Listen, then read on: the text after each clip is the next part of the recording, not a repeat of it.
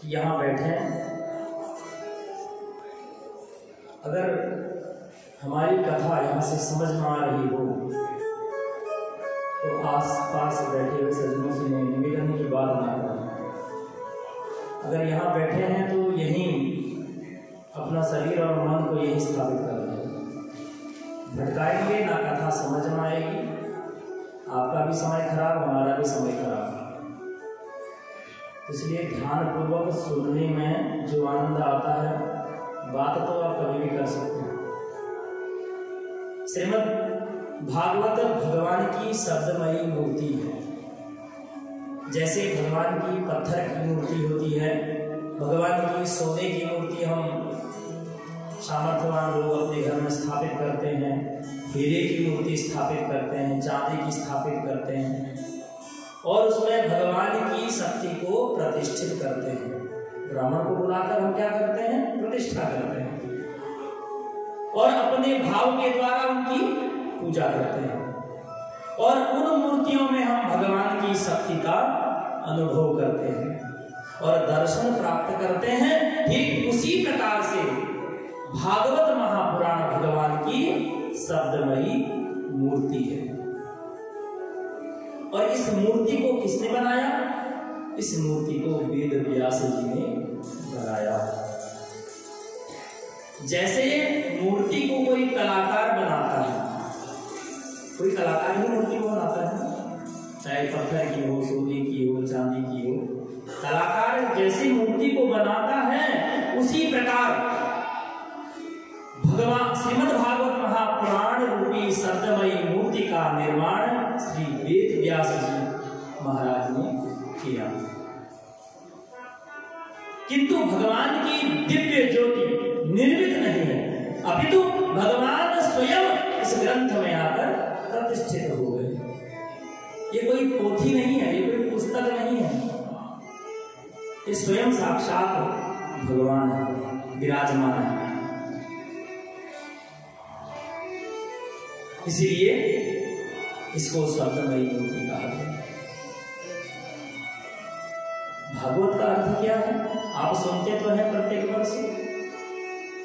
भागवत का अर्थ क्या होता है? भागवत का अर्थ होता है भगवते इमा भागवताः,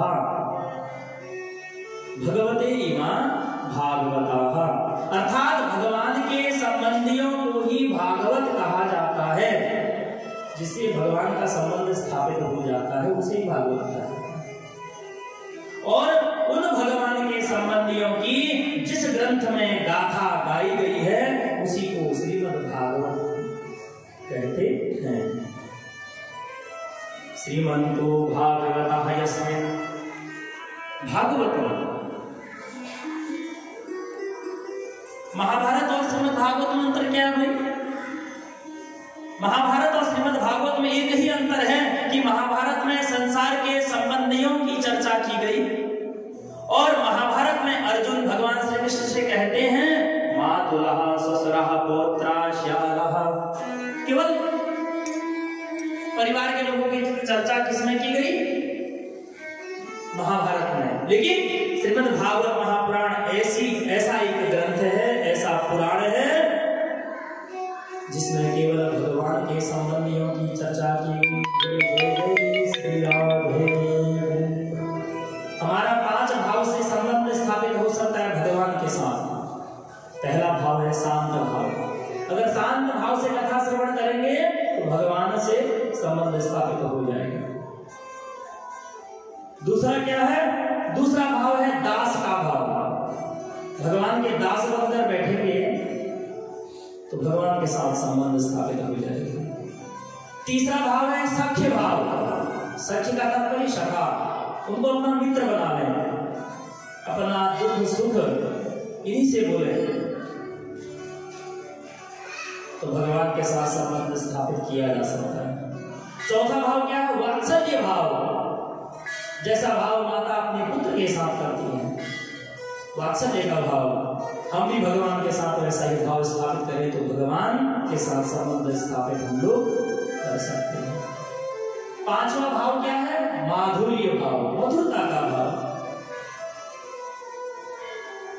इन 5 भाव से से हम भगवान को प्राप्त कर सकते हैं। अगर ये भाव हमारे अंदर आ जाए तो जितनी देर हम बैठे हैं, एक घड़ी आधी में दुनिया, थोड़ी समय बैठिए लेकिन भाव से बैठे।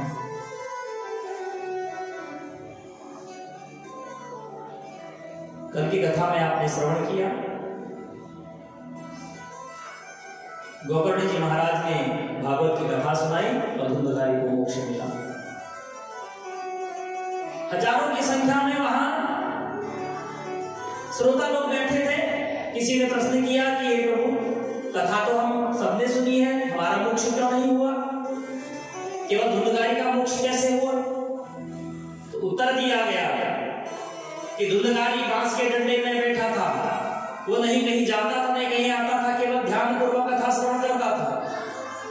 तो आप लोग 10 लाख, आपका मन बुद्धि विवेक शरीर केवल यहाँ है, लेकिन सब कुछ घर में चुका है। किसी का व्यवसाय में लगा है, किसी का बच्चों के पास गया है, शरीर यही है, किसी के अपने कार्य क्षेत्र में गया है। इसीलिए सबको मोक्ष नहीं मिलता। बिरला एक व्यक्ति होता है जिसको मोक्ष मिलता है, इसलिए उसी समय धुंधकारी को मोक्ष मिल गया। बोलिए श्रीमद् भागवत महापुराण।